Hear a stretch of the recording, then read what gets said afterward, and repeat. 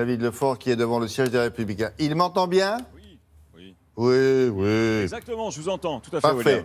Je vous disais il y a un instant que les Républicains allaient peut-être devenir la principale force d'opposition, mais que cependant ils avaient probablement espéré mieux, non?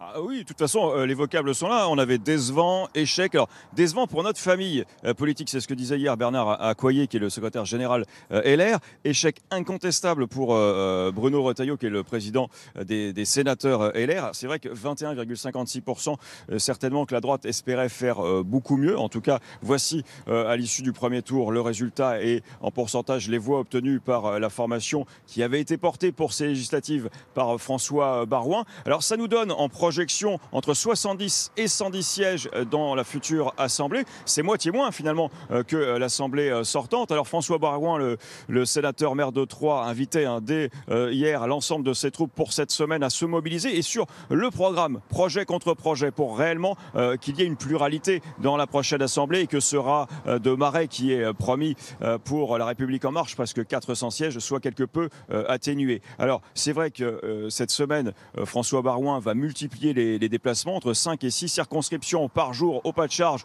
jusqu'au 18 juin prochain. Je vous le disais, opposition de projet contre projet pour l'ensemble des candidats LR et notamment sur les questions de fiscalité. Ça, on a compris que c'était le cheval de bataille de l'entre-deux tours.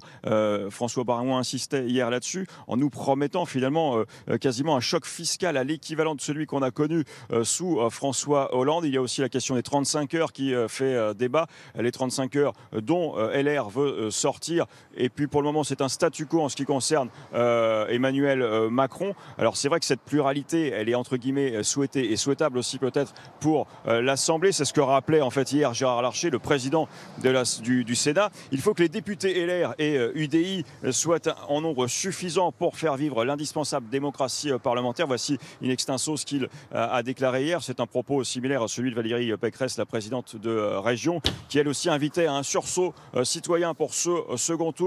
Il y aura ce matin un bureau politique à 11h. Merci beaucoup. Au siège du parti.